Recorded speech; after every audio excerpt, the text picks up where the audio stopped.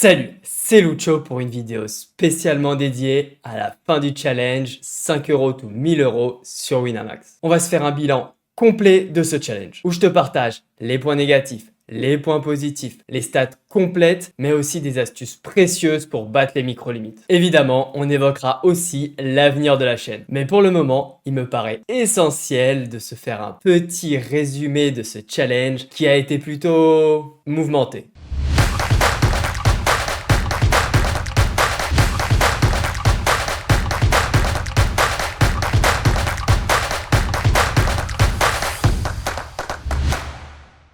Le début du challenge a été complètement fou, notamment grâce à une gestion de bankroll qui a été ultra aggro et qui a rendu le challenge bien dynamique. Avec cette gestion de bankroll, on a réussi à faire 5 euros ou 500 euros en seulement 7 jours. Avec notamment ce jour 4 où la bankroll a totalement explosé de 36 à 163 euros grâce à un premier jackpot x50 gagné qui nous délivrait après 2 jackpots manqués, 1 x 100 et 1 x 50 lors des jours 1 et 3 du challenge. Et après des jours 5 et 6 plutôt calmes, on a fait une grosse performance lors du jour 7. La bankroll a plus que doublé, elle est passée de 237 euros à 502 euros. C'était la première fois qu'on passait la barre des 500 euros. Puis est arrivée cette journée qui a tout fait basculer. Elle a totalement changé le scénario du challenge. On a joué 3 jackpots et on a perdu les 3. Et c'est pas tout. Sur la journée, on perd 287 euros. C'est vraiment un énorme coup dur pour la bankroll. Mais on remonte tout avec seulement une journée, avec ce jour 9 incroyable où on fait plus 375 euros. La bankroll triple à nouveau, puis un peu cet effet yo-yo continue pendant 3 jours. Mais on arrive tout de même à monter à 656 euros grâce à tous nos efforts, avec notamment une journée de 14 heures de grind. On arrive au jour 13 donc dans de très bonnes conditions, mais les 3 jours qui vont venir vont installer le chaos dans le challenge. La chute est énorme et on perd 542 euros sur ces 3 jours. Ça met un énorme coup au mental et en plus de ça, on repasse en dessous de la barre des 100 euros. Et ce n'est que le début des galères. On va se bagarrer pendant 7 jours, mais les jackpots sont contre nous et à chaque fois qu'on veut shot la limite supérieure, on se fait totalement détruire par le run. C'est le jour 23 que je vais prendre la décision la plus importante du challenge. Avec 189 euros de bankroll, je décide de totalement changer ma stratégie. Je commence à utiliser une gestion de bankroll beaucoup plus large. Alors malgré un 8e jackpot manqué à la suite et un run toujours pas très favorable, c'est un jackpot x 100 qui vient nous délivrer lors du jour 25. À partir de là, on est inarrêtable et on enchaîne les journées gagnantes jusqu'à la dernière journée où le run se met à nouveau à nous jouer des tours. Mais lors du jour 31, on réussit à finir ce challenge et passer la barre des 1000 euros. Avec Chewbacca, on est délivré. Maintenant qu'on s'est fait ce petit résumé, on va voir les points négatifs puis positifs de ce challenge, ainsi que les stats que j'ai eu. Mais pour ça, il faut partir du tout début. Je me rappelle très bien du lancement. J'étais au Portugal à ce moment-là et j'avais envie d'un nouveau projet. Je gagnais très bien ma vie, mais j'avais besoin d'autre chose. Et ça faisait un petit moment que l'idée de lancer ma chaîne YouTube me traînait dans la tête. Alors d'un seul coup, un beau jour, je me suis dit, allez, c'est parti, on se pose pas de questions et on lance ce challenge.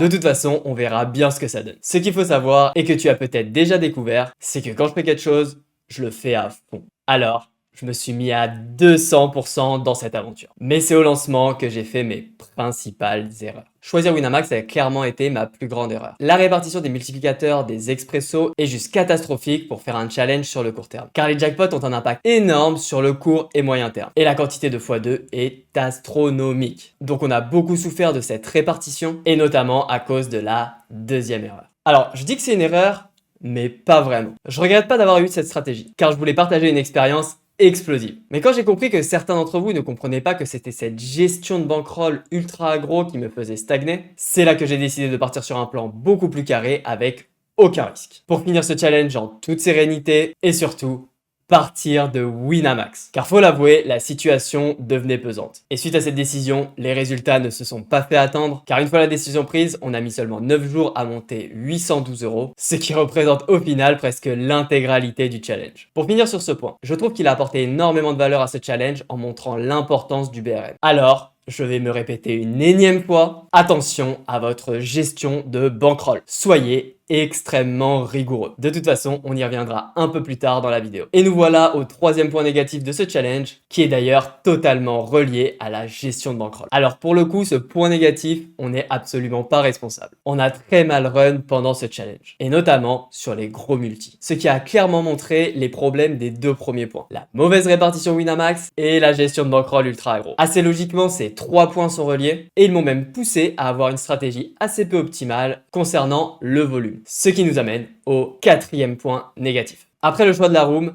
c'est la deuxième plus grosse erreur que j'ai fait. J'ai souvent forcé car j'étais agacé par cette répartition. Et donc, j'ai voulu compenser par le volume. La fatigue s'est accumulée et mon niveau s'est clairement dégradé par période. Alors oui, à ses limites, je gardais un jeu gagnant, mais c'était pas du tout optimal. Et avec tous les points qu'on vient de voir, la répartition, la gestion de bankroll et ce run catastrophique, je me devais d'optimiser mon grind. En parlant d'optimisation, on arrive au cinquième et dernier point négatif de ce challenge. Comme je te l'ai déjà dit, quand je me lance, je fais les choses à fond. Donc direct, dès le début, c'est parti. 2 vidéos par semaine plus un live hebdomadaire. Mais la création de contenu était quelque chose de totalement nouveau pour moi. Pour te dire, au tout début du projet, j'avais personne pour monter mes vidéos. J'avais aucune idée du temps nécessaire pour créer une vidéo. Et en plus de ça, tourner devant la caméra était un exercice complètement nouveau pour moi. Alors, il a fallu, comme en tant que joueur de poker, s'entourer des bonnes personnes. D'ailleurs, merci à toi qui est en train de monter cette vidéo, car depuis le lancement de la chaîne, j'ai reçu beaucoup de commentaires positifs concernant le montage. Il a aussi fallu me perfectionner dans la création de contenu pur, que ce soit les scripts ou bien ma manière de m'exprimer face à la caméra ou même en voix off, et il me reste énormément de progrès à faire là-dessus. Bref, tout ça pour te dire que 2 vidéos par semaine, vu tout le temps que ça me prenait pour tourner une vidéo, plus tout le temps où je devais grind pour le challenge, c'était devenu une course contre la montre permanente qui devenait ingérable. Et à cause de laquelle les vidéos allaient forcément perdre en qualité si on maintenait ce rythme. C'est pour ça qu'on a décidé, avec ma monteuse, de passer à une seule vidéo par semaine pour le challenge, pour continuer à vous proposer le meilleur contenu possible. Et c'était aussi l'occasion de vous proposer un contenu un peu différent en essayant de nouvelles choses. Tu l'as compris, c'était un énorme investissement sur tous les plans. Alors si tu veux juste me remercier pour tout ça, abonne-toi et lâche encore et toujours ton plus beau pouce en l'air. Ça me poussera à continuer de faire tous les efforts pour te proposer un maximum de contenu de qualité. On a vu tous les points négatifs, mais évidemment, il y a aussi beaucoup de points positifs. Et on va les voir tout de suite. Les micro-limites me paraissaient bien loin alors que je jouais quotidiennement les high stakes. Alors, le fait de jouer plus de 10 000 games à ces limites m'a permis de me faire mon propre avis, car on entend un peu de tout et n'importe quoi à leur sujet. Et sans surprise, les tables sont magnifiques, donc je ne veux plus jamais entendre que c'est compliqué de sortir des micro-limites. En plus, j'ai pu essayer différentes stratégies, ce qui me permet de vous partager les points essentiels pour ces limites. Donc reste avec moi jusqu'à la fin de la vidéo. On enchaîne sur les points positifs et nous voilà déjà au deuxième. Que ce soit sur la gestion de bankroll, sur la gestion du bad run, même pour certains la découverte des spins, je sais que le parcours qu'on a eu dans ce challenge a ouvert les yeux à pas mal de monde. Sans même parler de l'apport technique, car j'ai eu beaucoup de retours de votre part me remerciant pour tout ce que je partageais gratuitement. Vous êtes nombreux à me dire que vous avez progressé grâce à mes conseils, et ça c'est vraiment magnifique pour moi, donc si c'est ton cas, n'hésite pas en commentaire, ça fait vraiment plaisir. Il y a donc cette valeur directement liée au poker que j'ai pu transmettre, mais je voulais aller plus loin avec des valeurs bien plus profondes. Je dis toujours que être gagnant au poker est accessible à tous. Mais il faut quand même avoir conscience que ça va pas tomber du ciel. Et ce parcours un peu chaotique sur les expresso Winamax, où de nombreux commentaires me disaient de changer de room, m'a permis d'insister sur des valeurs morales qui me tiennent à cœur, et qui me paraissent essentielles dans la réussite de n'importe quel projet.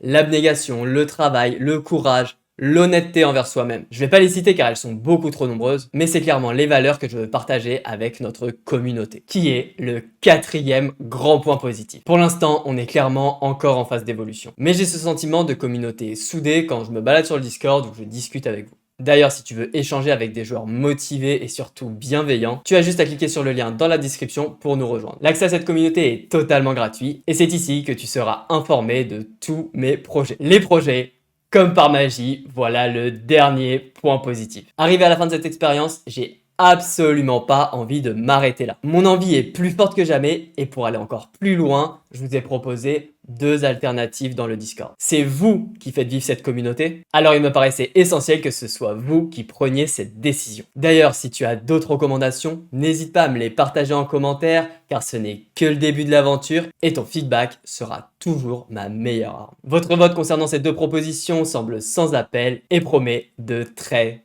belles choses. Mais il faudra un peu patienter car le lancement de ce projet est en cours. Et on arrive au point que vous attendez tous, les stats de ce challenge. On peut voir qu'on a fait un total de 11 911 games avec un CEV moyen de 77. Alors on va diviser les limites en 2 parties. On a les 2 euros et moins, sur lesquels on peut voir des CEV supérieurs à 100. Le niveau est vraiment extrêmement faible à ces limites, et il n'y a pas besoin d'être un excellent joueur de poker pour atteindre de tels CEV. Je pense que 100 de CEV c'est un bon repère pour toi, si tu veux savoir si tu as un bon niveau à ces limites. Mais pour ce qui est de la partie conseil, elle arrive juste après. Ensuite, il y a les 5 et 10 euros. Alors 64 et 51 de CEV, c'est clairement des bonnes stats, mais comme j'en ai parlé un peu plus tôt dans les points négatifs, j'ai pas eu un jeu très optimal pendant ce challenge pour différentes raisons. Et pour le coup, il est possible de faire beaucoup mieux que ça. Donc ça reste suffisant pour battre ses limites, mais là, en termes de repères, c'est vraiment le minimum à viser en 5 et 10 euros si tu veux être un bon joueur. Allez, on va rapidement jeter un œil aux courbes maintenant. On peut voir que la courbe jaune, qui pour rappel représente la courbe théorique, donc le net one en EV, est montée de manière assez régulière. C'est la plus importante, donc c'est un gros point positif quand même. Ensuite, on a la courbe verte qui représente ce qu'on a réellement gagné en termes de jetons. Donc on peut voir qu'on a run au-dessus de levé, même pas une journée, et qu'ensuite le run nous a vraiment maltraité. On retrouve d'ailleurs la grosse période difficile d'environ 50 000 mains, où je passe à 100 000 chips soulevés sur l'ensemble du challenge. Et on finit le challenge à 57 000 chips soulevés. Ce qui est vraiment pas agréable certes, mais qui arrive à tout le monde et il faut faire avec. Mais surtout, le gros point noir de ce run, c'est que c'est sur les expressos 10 euros qu'on a le plus souffert. Sur ces 57 000 chips soulevés, on en a 38 000 en 10 euros. Donc forcément, quand c'est la limite la plus haute, ça fait mal à la bankroll. Voilà, on a fait le tour des stats. Si tu as la moindre question, tu me l'écris en commentaire et je me ferai un plaisir de te répondre. Et d'ailleurs, tu vas peut-être avoir encore plus de questions sur la prochaine partie, car on passe aux conseils et astuces. Pour commencer, vous êtes nombreux à me demander quel CEV il faut avoir à telle ou telle limite. Alors pour simplifier les choses, voici les CEV que je conseille d'avoir pour monter à la limite supérieure. Donc jusqu'à la 2 euros, il faut au minimum 80 CEV pour passer à la limite supérieure. Puis en 5 et 10 euros, je te conseille d'attendre d'avoir plus de 60 CEV pour monter de limite. Et à partir de la 25 euros, tu pourras monter autour des 50 CEV. Voilà quelques repères, mais c'est pas une science exacte. Donc n'hésite pas à aller chercher encore plus haut pour te perfectionner avant de monter de limite. Et attention, je te mets en garde, un CEV sur 200 games ne vaut absolument rien. Donc prends un échantillon d'au moins 3-5 000 games pour pouvoir avoir une idée de ton CEV. Et bien entendu, ce CEV ne vaut rien sans une bonne gestion de bankroll. Donc on enchaîne direct avec ce sujet. C'est clairement la question que vous m'avez le plus posée depuis le lancement de la chaîne. Et comme à chaque fois, la réponse est la même. Ça dépend de ton niveau, mais aussi de ton caractère, c'est très personnel. Mais comme je veux pas te laisser dans un flou total, voici un système sur lequel tu peux te baser si tu respectes les CEV qu'on a vus juste avant. Je te conseille de prendre un shot avec 150 buy-in de la limite supérieure. Donc pour prendre un exemple, tu joues en 1 euro et tu veux shot la 2 euros, alors il te faut 300 euros de bankroll. Et tu vas me dire, ok, c'est bien Lucho, mais comment je sais si je dois redescendre quand ça se passe mal? Parce que 150 buy-in, ça peut être un peu juste niveau BRM. Eh bien, si tu utilises cette stratégie, tu peux très bien te fixer une limite de 20 buy-in. Donc, on reprend l'exemple où tu joues en 1 euro, tu shootes la 2 euros avec 300 euros de bankroll et tu t'autorises 40 euros de perte en 2 euros. Donc, si tu retombes à 260 euros de bankroll, tu redescends en 1 euro pour remonter jusqu'à 300 euros et retenter ta chance. C'est très important que tu te fixes cette limite avant de commencer le shot et avoir ce contrat avec toi-même pour éviter de prendre des décisions émotionnelles. Ok, donc on a vu quel CEV viser, quelle gestion de bankroll tu pourrais utiliser. Mais tout ça c'est bien beau, si t'as pas le niveau, ça fait pas vraiment sens. Alors voilà les points clés pour devenir un joueur gagnant. Il est dit, alors c'est pas moi qui ai fait ces stats, mais elles me paraissent assez cohérentes, que seulement 5% des joueurs de poker sont gagnants. Alors tout de suite on pourrait se dire que c'est impossible de gagner au poker du coup. Eh bien, pas du tout. La réalité, c'est que seulement 5% des joueurs construisent de réelles bases solides sur le plan des compétences techniques. Et pourtant, il y a un nombre de formations incalculable. Une quantité de contenu gratuit, on sait même plus quoi regarder. Alors, pourquoi ? 95% des gens perdent au poker? Eh bien tout simplement, il y a une bonne partie qui sait même pas qu'on peut travailler son jeu, et l'autre qui est totalement perdu face à cet océan d'informations. Pour être honnête, c'est super difficile de savoir par où commencer quand tu te lances. Il faut travailler, certes, mais il faut le faire bien, avec la bonne méthodologie, étape par étape, afin de construire des bases solides sur les compétences essentielles pour battre les micro-limites. Alors, je vais pas tout détailler dans une simple vidéo, mais voici pour moi les 4 points clés d'un jeu propre qui peut te permettre d'intégrer les 5%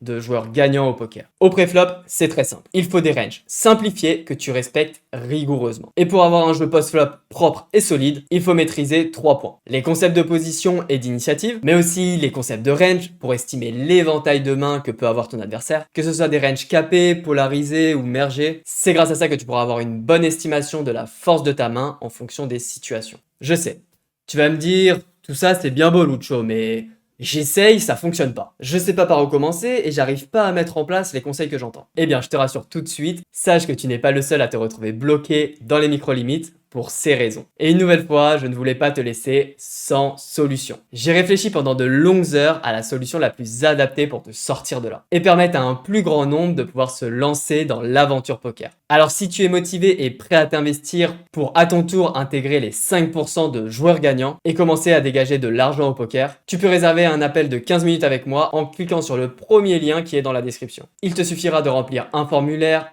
choisir un horaire et te présenter à notre appel via le lien que tu recevras dans la confirmation. Si tu es déjà gagnant, tu peux évidemment profiter de cet appel. On discutera ensemble des solutions adaptées à ton niveau et surtout à tes objectifs. Le seul critère indispensable pour bénéficier de cet appel, c'est la motivation. Pour ce qui est des semaines à venir, je vais t'offrir un peu moins de gameplay sur les 2 prochaines semaines, le temps de préparer le nouveau projet. Mais pour te faire patienter et t'apporter toujours un maximum de valeur, je te partagerai du contenu inspirant avec les témoignages de mes premiers élèves et on poursuivra aussi la série Progresser au poker pour que tu puisses t'améliorer. Voilà, c'est la fin de ce grand bilan. Encore une fois, 1000 merci pour tout votre soutien. La chaîne grandit tous les jours et c'est grâce à vous. Donc on continue et je te dis à très vite pour de nouvelles aventures qui s'annoncent bien intenses. Allez, ciao!